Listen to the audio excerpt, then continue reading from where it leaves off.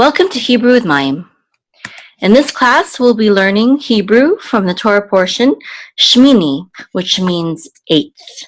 And this Torah portion is found in Leviticus chapter 9, verse 1 through 11:47. Here's the English. Leviticus chapter 9, verse 1 says, "And it was on the 8th day that Moses summoned Aaron and his sons and the elders of Israel." So this is a vav with a patak. So this says va, and this is a yud, and this shava right here is going to be silent. So we're going to say it together with this vav. So it will be vai, vai. And this is a hey with a chirik, and the yud with a chirik together will say e. So this is he. So this is vai he, vai he. And vayhi means, and it was, or and it came to pass. And this is a bet with a patak. Bet has a belly button, so it makes the b sound instead of a v sound. So this is, the patak says ah, so this is ba. And this means on the, and this is a yud with a vav, and the cholem on top says o. So this is yo, yo, and this is a mem sofit. So together the syllable is yom, bayom, and yom means day. So on the day, so and it was on the day, and then this is a hey with a patak which says ha, and this means the, and this is a shin, and this is a shava, and it would normally be silent when it follows a patach right here. But because the shin has a dagesh, we're going to pronounce the shava. So this is ha she, ha she. And this is a mem, and this is a chirik. So this will say me. With the yud together, it will be me. And this is a nun with a chirik, and the yud together says ni. Ha shemini. Ha Shemini. And Shemini means 8. So Ha Shemini means the 8th. Okay? So when it came to pass, Vayhi bayom, on the day Ha Shemini, 8th. So it came to pass on the 8th day is how we would probably translate it in English. And this is a kaf, a kuf. And this is a kamatz, which says ah, so this is ka, and a resh with a kamatz, and this aleph is silent, so it will say ra, kara. And that means he called, kara. And this is a mem, and this shin, this is a shin, but this dot right here is doing double duty. So it makes the shin a shin instead of a sin. But it also serves as the vowel. So this vowel, just like this one right here, makes the o sound. This chola makes the o sound. So mo, and this sego says e, and this hey is silent. So this is she, Moshe, and this is Moses, Moshe. So we would translate this instead of he called Moses, it's Moshe or Moses called. Okay, so it was on the 8th day. Moses called, okay, Moshe kara Moshe. And then this is a lamed with a shiva, so we're going to say le. And this is, which means two. This prefix le means two. And this is an aleph, which with this patak will say a. So le a. And this is, again, just like this right here, the hey with the patak, this says ha. There's a chatef. Patach, so it just means it's a little bit reduced. So this is a quick ha. So, and this line right here means that there's a little bit of more emphasis. It's a secondary accent mark. So le'a ha, and this is a resh with a cholem, which is o, so ro, and this is a nun sofit. So this is ron. Le'a haron, le'a haron. And le means two, and Aharon is Aaron. So Moshe called to Aaron. Oops, excuse me. Okay. And then we have a shuruk here. So this is a vav with a dot through it. So it says u, and this is a lamed. And this shiva will be sounded. So it's ule, or it'll be really quick though. It's just ule. And this is a vet with a kamatz, which says ah. So this is va, uleva, and this is a nun with a kamatz, which says na, and then the vav right here closes out that syllable. So this is nav. This yud is silent, or it takes the sound of this kamatz. Okay, ulevanav, and the u part means and. L is to, just like this l right here. The vet and the nun, this actually is the word, this root is actually the word for son, ben. Vanav makes ben plural and possessive. It means his sons. Vanav is his sons. So Moshe called to Aaron and to his sons. Aaron and his sons. Here's another, just like this one. Ul. And this is a zayin with a chirik. So this is z. Ulzi. And this is a kuf. And this is going to be silent. So this is ulezik. And this is a nun with sere. And the yud together, this says e. So this is ne. Zik ne, which means and to, just like this one right here. Zikne means elders of. Okay. The zayin, kuf, and nun alone would be elder. But this with the yud, it is plural and possessive. So, or maybe not possessive, but it's elders of. Ulazikne, and this is a yud with a chirik, so this says ye, and this is a sin because the dot is over the left arm with a shava, so this is yis. The shava is silent, and this is a resh with a kamatz, so this is ra, yisra, and this is an aleph with its seres, which says e, and then the lamed to close that syllable out says el, Yisrael. And you want to make sure that there's like a guttural stop between the ra and the el. So it's not Yisrael, but Yisrael. Okay, Yisrael. And this is, of course, Israel. So Vayhi, and it was Bayom Hashemini, on the 8th day, Kara Moshe, Moses called Le'aharon ulevanav, to Aaron and to his sons, ulezikne, and to the elders of Yisrael, Israel. Okay, now let's do verse 2. This says in English, and he said to Aaron, take for yourself a bull, calf, as a sin offering, and a ram as a burnt offering, unblemished, and bring them near before the Lord. Okay. So,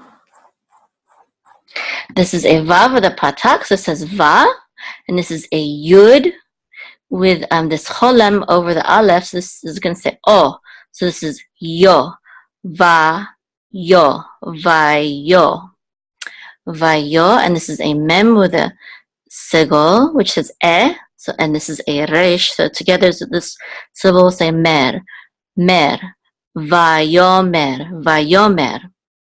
vayomer, which means, and he said, vayomer, and he said, and this is a segol, which says e under the aleph, so this says e, and this is a lamed, so it says el, and this means to, and he said to, or unto, and we have this is the same name as the previous verse right here, without the lamed, So I won't do it again. It's Aharon.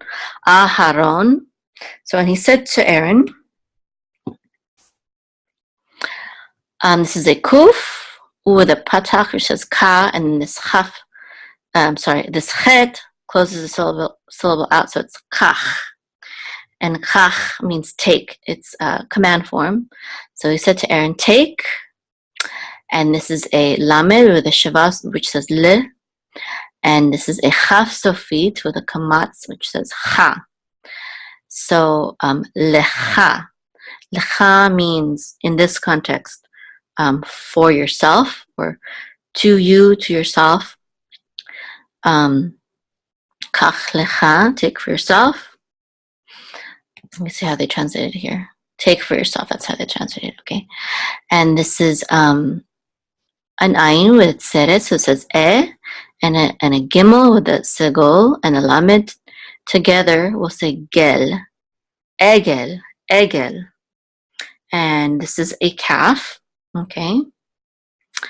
And this is a bet with a segol, which says be, and then the nun sofit together will be ben. This means son, ben. So take for yourself a calf, son of, and then this is a bet with a kamatz, which says ba, and a kuf with a kamatz, which says ka, and the resh closes out this syllable, so kar, bakar. And this actually means like a cow, son of a, let me see how they translate it, a bull calf, okay. So it's a bit redundant. But so this is translated as bull. So a calf, son of a bull, but of course all calves are sons of bulls. So Egel ben Bakar. And this is a lamed with a shiva, so it's going to say le. And this is a chet with a patak, so cha, le cha. And this is a tet with a kamatz, which says ta. Together with the silent aleph, we'll say ta, and then we'll close out with this letter tav, so it's tat, lechatat, and that is the word translated as sin offering, okay, as a sin offering, lechatat, or for a sin offering. The le is for or as, and chatat would be sin offering. Okay, and then we have a vav with a shaval, which will say v, and this is an aleph with a patak, which says a, and then the yud with the chirik and the lamed together will say yil, ve'ayil, ve'ayil. So this is and, v is and ayil is ram. Okay, and a ram. So take a calf and a ram. Okay. And this is so take a calf as a sin offering and take a ram as what? Well, we'll see. This is a lamed with a shava, le, says le again. This is as, and this ayin with a cholem says o, and this is a lamed with a kamatz, which says la, and the hey is silent. So this is le'olah.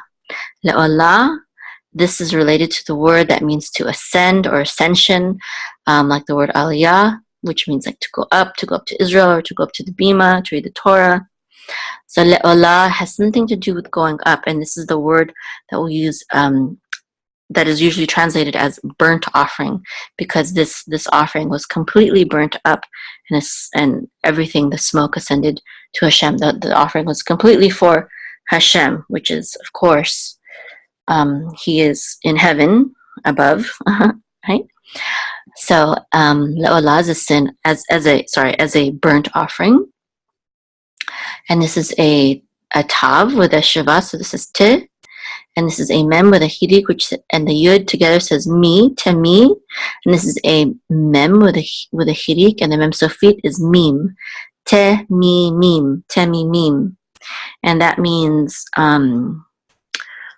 perfect or without blemish, te mi mim. So the animals that you give to Hashem should be perfect and flawless. There we go. Not injured or scarred in any way. or deformed by birth or anything like that. Okay, and this is a vav with a shava, so this is v, and this is a hey with a patach, which says ha, and this is a kuf, so this is hak, vehak. This goes together, and this shava is silent, so vehak. And this is a resh with tzere, and then the vet says rev, vehakrev, vehakrev. And bring them near, vehakrev. And this is a lamed with a chirik, and the fe together will say leaf.